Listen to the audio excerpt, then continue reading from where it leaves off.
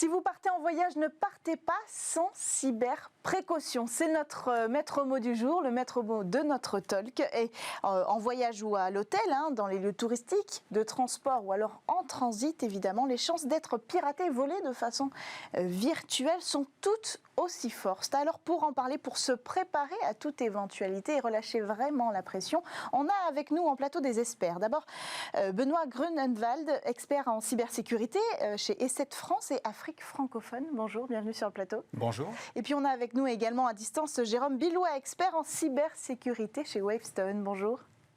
Bonjour. Alors première question, qu'est-ce qu'on risque quand on part en vacances? Je me tourne vers vous en premier. Eh bien, généralement, on part en vacances avec son smartphone. Et donc, on risque des attaques de piratage sur son smartphone, telles que la fuite d'informations ou l'installation d'applications malveillantes qui vont récupérer nos informations et parfois des informations bancaires. Jérôme Billois, qu'est-ce qu'on risque ? Oui, alors il y a le terminal avec lequel on part, son smartphone la plupart du temps, sa tablette aussi, ou son PC personnel. Et puis, ces périphériques, on va les connecter là où on est en vacances. Que ce soit à l'hôtel, que ce soit dans des clubs de vacances, que ce soit dans le TGV, que ce soit dans les avions maintenant aussi. Et donc quand on va être connecté à ces réseaux, il peut y avoir un certain risque d'interception des données qu'il faut prendre en compte en essayant, je dirais, au maximum d'utiliser les réseaux 4G plutôt que les Wi-Fi qui peuvent être fournis par les lieux où on va être, parce que finalement on ne sait pas quel est le niveau de sécurité de ce réseau Wi-Fi. On va donner quelques solutions aux personnes qui nous regardent aujourd'hui. Évidemment, c'est l'objectif. Mais d'abord, concrètement, on parle de quoi? De vol de données, de fraude, d'arnaque sur Internet? Est-ce qu'on peut faire un petit panel de ces risques-là? Oui, alors ce sont des panels que l'on va malheureusement retrouver déjà tout au long de l'année. Sauf que quand on est en vacances, et surtout sur son smartphone, on peut être plus distrait, on peut être plus distant, et l'écran du smartphone est lui-même plus petit. Et on a plus de mal pour détecter les tentatives de fraude. Et effectivement, on va avoir de l'hameçonnage, tel que l'on a l'hameçonnage habituel. On va également avoir, quand on va être sur son lieu de villégiature, la possibilité d'installer des applications. Oui. Et ces applications peuvent être des applications malveillantes qui vont tenter de récupérer des informations bancaires ou toute autre information que l'on a sur notre smartphone. Alors, est-ce qu'on peut chiffrer, je vous pose la question à tous les deux, mais je commence par vous, Jérôme Billois, est-ce qu'on peut chiffrer l'augmentation des attaques, des cyberattaques envers des particuliers pendant la période estivale ? Vous savez, les cybercriminels ne prennent pas vraiment de vacances, donc je pense qu'on est sur une tendance qu'on le voit est à l'augmentation et que la période estivale va confirmer cette tendance. La situation finalement, l'augmentation du risque lié à une situation de vacances, elle n'est pas tant par l'activité des cybercriminels que par effectivement les nouveaux usages, ce qu'on va faire qu'on n'avait pas l'habitude de faire, les nouveaux lieux où on va se connecter, les nouveaux réseaux où on va se connecter, les nouvelles applications, comme le citait Benoît. Et c'est plus ça qui va finalement amener une augmentation du niveau de risque. Oui, ça c'est ce qui l'amène, mais est-ce qu'on peut le quantifier? Est-ce qu'il existe des chiffres aujourd'hui qui disent, voilà, entre juillet et août, les personnes se font plus facilement, plus nombreusement arnaquer, voler, cyberattaquer? Pas encore. Donc, quantifier, à la limite, on pourra le quantifier au mois de septembre, notamment si on se rend à la fois dans nos rapports que nous produisons en tant qu'éditeur, mais également sur le site de cybermalveillance.gouv.fr qui, sur sa plateforme, reçoit un certain nombre de demandes d'assistance. Et je pense qu'effectivement, ce sera intéressant de voir à la rentrée si les vacanciers ont été vigilants et si aussi ils ont réussi à finalement à se déconnecter. Parce que, comme disait Jérôme, on a un souci entre les usages pro et perso. C'est notamment quand vous vous connectez sur un réseau qui n'est pas le vôtre, eh bien, si vous n'avez pas l'intention de travailler, n'allez pas avec votre téléphone perso consulter des informations d'entreprise, parce que là, il y a un mélange des genres qui peut être assez préjudiciable pour l'entreprise, vu que le smartphone sur lequel on va accéder à l'entreprise peut lui-même être moins sécurisé que celui que va vous fournir l'entreprise. Alors on va refaire le schéma comme un vacancier le ferait. On va commencer par le voyage. Comment se protéger? La première étape, eh bien, on prend le train, on prend l'avion. Vous l'avez évoqué, Jérôme Billois. La première chose qu'on fait quand on arrive dans un moyen de transport, c'est qu'on se connecte au Wi-Fi. Est-ce que ce réseau Wi-Fi-là, il est sécurisé? La réponse, elle est extrêmement difficile à apporter parce que la sécurité du réseau Wi-Fi va dépendre de l'investissement en sécurité qu'aura fait la structure qui aura installé ce Wi-Fi. Donc, on ne peut pas répondre par oui ou par non. Et ce qui est plus difficile, c'est que pour les particuliers, pour les vacanciers, évaluer la sécurité d'un réseau Wi-Fi, c'est impossible vu de l'extérieur.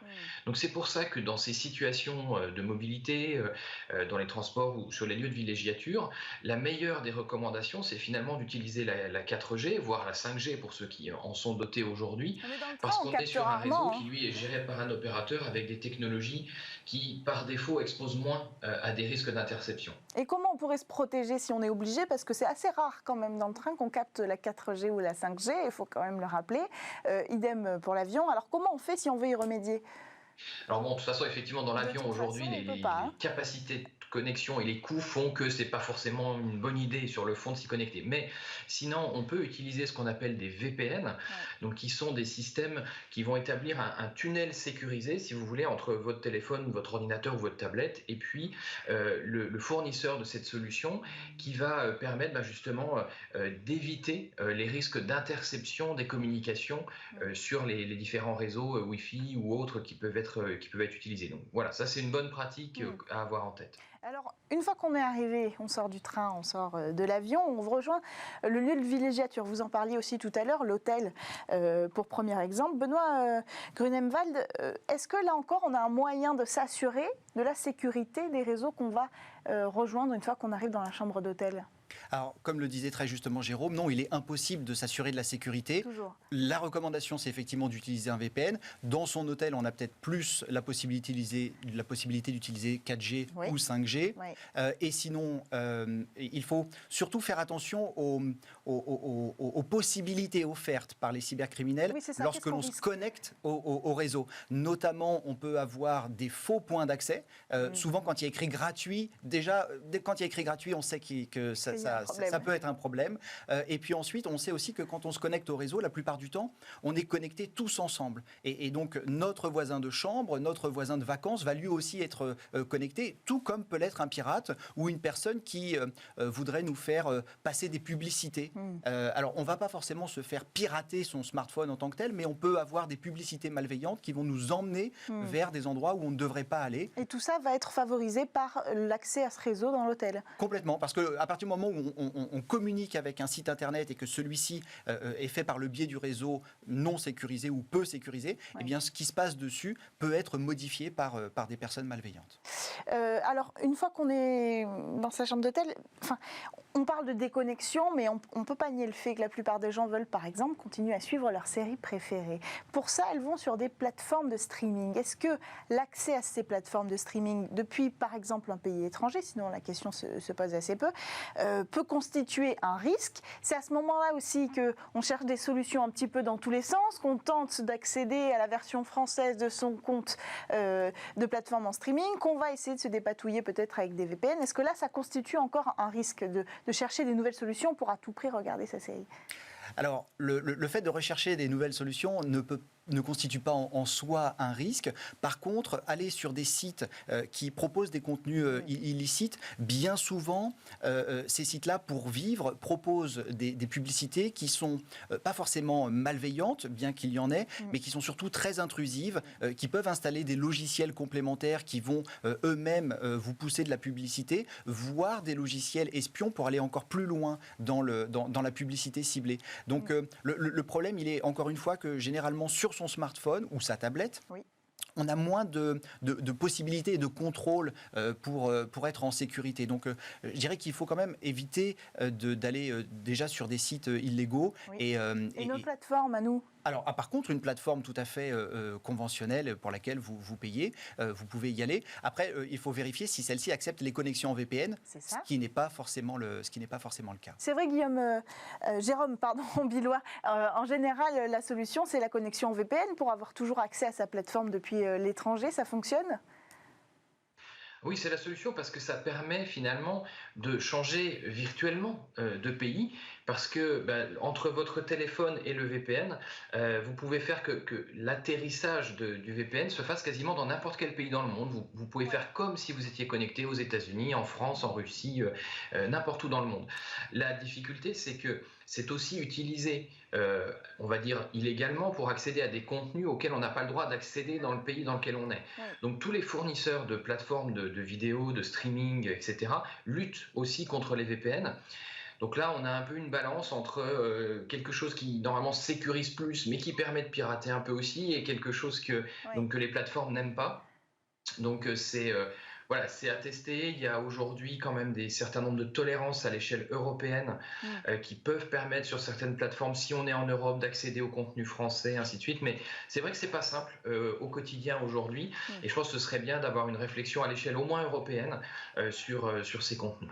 Alors, il y a ceux qui travaillent en vacances, on en a parlé tout à l'heure, et c'est quand même plus agréable, on peut le dire, de travailler de l'extérieur. Donc, en général, on parle de télétravail, évidemment. Et selon un rapport de la Banque de France, le télétravail, de toute façon, augmente le risque d'attaque, par exemple, en particulièrement de fraude, au sein même d'un service de comptabilité d'une entreprise. Est-ce qu'on peut supposer que le télétravail à l'étranger, en période estivale, va décupler ce risque-là? Vous en parliez tout à l'heure.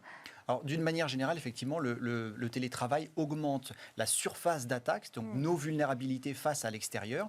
Et lorsque l'on est à l'étranger, on va... c'est pas forcément le fait d'être à l'étranger qui va faire qu'on va être plus vulnérable, c'est le fait qu'on sera généralement moins attentif, que l'on va peut-être recevoir des messages, vouloir quand même travailler, peut-être que l'on va recevoir un email d'hameçonnage qui va tenter de nous faire un faux virement. Et dans ce cas-là, on va certainement le transférer peut-être à d'autres personnes en disant tiens, j'ai reçu ça, est-ce que tu peux gérer, et la personne va dire c'est lui qui me l'envoie, donc du coup je vais l'ouvrir. Il y aura peut-être une pièce jointe malveillante qui du coup permettra de rentrer dans l'entreprise. Et le fait d'être à l'étranger n'est pas forcément un facteur aggravant, si ce n'est que l'on peut peut-être plus déconnecter. Oui, alors ça constitue un vrai risque finalement pour le télétravailleur et pour son entreprise, puisque c'est un accès direct à l'entreprise si les données de travail sont dans son ordinateur personnel ou de travail qu'il est à la maison. Comment on fait pour protéger à la fois l'entreprise et le travailleur quand on décide de partir en vacances avec son ordinateur, Jérôme Billois? On va retrouver les technologies dont on parlait tout à l'heure dans la sphère particulière, le fameux VPN, ou en tout cas la mise en place d'accès à distance qui soit chiffré, et donc qui permettent d'assurer de la confidentialité. Un élément essentiel aussi, c'est pour les entreprises de savoir qui va rentrer dans son réseau. Usuellement, pour savoir qui rentre, on vérifie avec un mot de passe, mais on sait que ces mots de passe, ils sont très fragiles. En plus, en situation de déplacement, on va peut-être être amené à les taper un peu à gauche, à droite. Il faut être très attentif et ils peuvent être capturés à ce moment-là. Donc, c'est pour ça que la bonne recommandation sur l'accès à distance, c'est d'ajouter au mot de passe un code en plus, un code qu'on peut recevoir par SMS, qu'on peut valider sur son téléphone, etc. C'est ce qu'on appelle l'authentification à 2 facteurs ou à multiples facteurs. Donc ça, c'est vraiment la mesure de sécurité numéro 1 aujourd'hui pour le télétravail. Donc avant de quitter son poste de travail pour partir en vacances ou en voyage, il y a des choses à faire sur son poste de travail aussi au bureau pour préparer tout ça, sécuriser sa zone de travail. Oui. Alors voilà, il faut voir dans quelle situation vous êtes. Est-ce que finalement vos données ne sont que sur votre ordinateur ou est-ce qu'elles sont aussi copiées sur les systèmes de l'entreprise? Donc il y a cette logique de la sauvegarde des données qui va être très importante avant de partir pour s'assurer qu'on n'a rien laissé qu'il ne soit que sur un périphérique qui pourrait être volé par exemple. Mais ce qui est vraiment et surtout important aujourd'hui dans le monde de l'entreprise, c'est qu'il y a beaucoup des effectifs qui vont partir en vacances, y compris les effectifs qui assurent la sécurité du système d'information de l'entreprise. Et c'est vraiment le bon moment de se poser la question, est-ce que j'aurai toujours quelqu'un pour gérer si jamais il y a des nouvelles vulnérabilités qui sortent? Est-ce que j'aurai toujours quelqu'un si jamais il y a un incident, une crise qui se déclenche? Parce qu'on sait bien que les cybercriminels, eux, ne vont pas s'arrêter et qui profitent souvent des situations de vacances pour lancer des attaques sur les entreprises. Et puis, c'est aussi le bon moment pour s'assurer du fait que des sauvegardes aient été faites. J'en parlais sur les PC de chacun des employés, mais aussi à l'échelle de l'entreprise. Avant de partir en vacances, faisons un petit ménage de printemps aussi sur ces sujets-là, un ménage d'été même sur ces sujets-là, pour s'assurer qu'on va partir avec un système d'information qui soit sécurisé et sauvegardé. Alors, sur ce sujet, Benoît Grunemwald, la solution, est-ce que ce serait l'assurance? Bercy a lancé une consultation nationale sur ce sujet, d'assurer les risques cyber. Est-ce que ce serait la solution? Alors, le sujet de la cyberassurance est un sujet qui est complexe. Oui. il peut manquer par rapport à d'autres risques un certain recul on a également moins de normes. C'est-à-dire que si vous avez une assurance contre l'incendie, eh bien, on vous a demandé d'installer une centrale, des points de détection. Il y a des éléments également que vous pouvez appuyer, sur lesquels vous pouvez appuyer pour déclencher une alarme, ce qui aujourd'hui est beaucoup moins normé et beaucoup moins obligatoire dans le monde de l'entreprise. Okay. Pour autant, la cyberassurance peut être utile lorsque l'on a besoin d'experts qui vont venir suite à un sinistre. La plupart demandent et posent quelques questionnaires où les réponses sont libres, donc c'est une sorte d'auto-évaluation. Mais par contre, ce qui est sûr, c'est que la cyberassurance, à partir du moment où vous allez perdre vos données, celles-ci vont par exemple être chiffrées par un ransomware, la cyberassurance ne va pas vous permettre de les retrouver. Oui, c'est vrai. Donc, ce sera pas la solution. C'est une partie de la solution parce que ça peut vous aider à faire appel à des professionnels pour venir intervenir et vous aider à repartir plus vite que si vous n'aviez pas ces professionnels à vos côtés. Mais pour autant, ce n'est pas une solution ultime. Et Jérôme le disait très bien, la prévention est très importante. Les sauvegardes, c'est un élément important. La sensibilisation également des employés parce que bien souvent, l'attaque se produit parce qu'il y a un facteur, alors humain ou non, voulu ou non, qui fait que le cybercriminel va rentrer dans l'entreprise. Est-ce qu'on peut dire un mot aussi sur la carte de paiement? On est en vacances, on ne fait pas attention, on a tendance à être un petit peu plus dépensier. Quel risque il y a? De quelle façon on peut être hacké? Sa carte de paiement peut être hackée?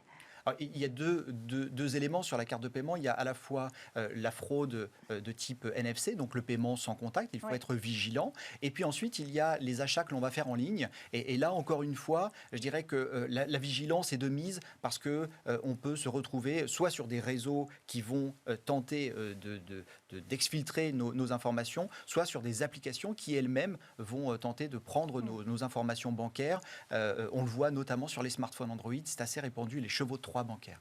Jérôme Billois, se protéger son moyen de paiement pour ne pas gâcher les vacances? Ah oui, ça c'est évidemment important. Et c'est surtout, au-delà de ce que disait Benoît, bon, alors cette année, les déplacements à l'international lointain vont peut-être être un peu plus restreints, mais les pratiques sur la manière d'utiliser les cartes bancaires, les cartes de paiement, sont extrêmement variables suivant les pays. Vous savez, par exemple, des fois, vous allez au restaurant dans les pays anglo-saxons, on vous prend votre carte, le serveur part avec et revient ensuite avec un petit bout de papier à signer. Ça, c'est une pratique qui est typiquement extrêmement dangereuse parce qu'il peut y avoir une photo prise très rapidement de l'avant et de l'arrière de votre carte qui permet après de faire des opérations en ligne, des achats en ligne, etc.